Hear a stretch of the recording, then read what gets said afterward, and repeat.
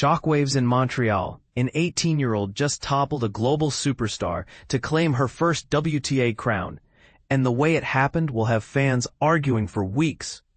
Victoria Mboko, a Canadian teenager with a fearless game and a taped-up wrist, rallied past Naomi Osaka 2-6, 6-4, 6-1 on Thursday night to win the National Bank Open. But here's where it gets controversial. The match was chaotic, the crowd was thunderous, and the post-match moment didn't go the way many expected. Let's start with the scale of the achievement. Mboko, ranked 85th entering the tournament and set to soar to number 25, captured her maiden WTA Tour title and joined a very short list of Canadians to lift the Montreal trophy in the Open era. Faye Urban in 1969 and Bianca Andreescu in 2019 are the only others. That's rarefied company for a player just beginning her career. The finish was cinematic. Osaka pushed a ball into the net on match point, and Mboko collapsed to her knees as the packed stadium exploded. She sprinted to the courtside box to embrace her family and coaches, soaking in a moment she later described as unreal. Born in Charlotte, North Carolina, to Congolese parents and raised in Toronto, Mboko reflected that the experience felt almost too sudden to be real. A reminder, she said, that dreams can be closer than they appear. And this is the part most people miss. The atmosphere was electric to the point of distraction. The chair umpire had to repeatedly urge the crowd to quiet down during points. Mboko, addressing the fans afterward, called it an unforgettable week in Montreal, and added a heartfelt "I love you" in French. Osaka, meanwhile, received a mix of applause and audible shouts.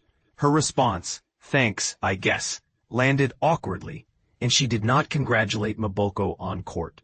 She later declined to speak to the media. Fair reaction under the circumstances, or a missed show of sportsmanship?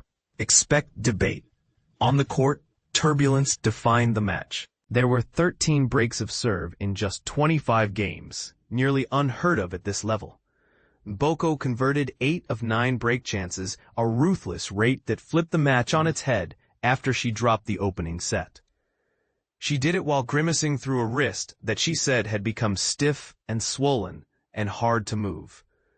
In the semifinals the day before, she took a heavy fall early in the deciding set. By Thursday morning, she was racing to the hospital for X-rays and an MRI.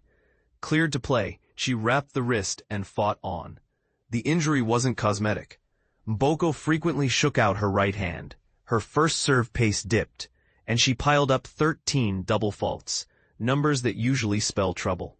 But she kept telling herself there was one more to go, and in the biggest moments, she hit through the pain and the pressure. Her path to the trophy makes the run even more startling. On hard courts against big names, she knocked out 4 major champions. She routed top seed Coco Gauff 6-1, 6-4, and also defeated Osaka, Sofia Kenin, and Elena Rybakina. Beating that many proven champions in 1 week is the stuff of established stars, not first-time title winners. For Osaka, a 4-time Grand Slam champion and former world number 1, this was still her deepest showing at a WTA 1000 since the 2022 Miami final. She took a 15-month break late in 2022 and welcomed her daughter Shai in July 2023. Despite flashes of elite shot-making, she remains without a title since the 2021 Australian Open. Is this a stepping stone back to the top? Or evidence that the field has caught up while she was away? There's history here too. Mboko becomes just the 3rd wild card ever to win a WTA 1000 event, following Maria Sharapova in Cincinnati, 2011, and Andreescu in Indian Wells, 2019. She's also the 2nd lowest ranked player to win a WTA 1000 or Tier 1 title since the Tier 1 category began in 1990, an eye-popping stat that frames just how improbable this week was. Bold take, Mboko didn't just win a title, she disrupted the tour's pecking order. Between her composure under fire, her tactical discipline on return games, and her ability to manage pain and pressure, this could be a watershed moment for Canadian tennis. But here's where it gets controversial. Should the crowd's volume and Osaka's curt response be seen as part of the sport's emotion, or as a breach of decorum that affected play? And does Mboko's wild card win say more about her ceiling, or about volatility at the top of the women's game right now? Your turn. Did the crowd cross a line, or was the energy fair game?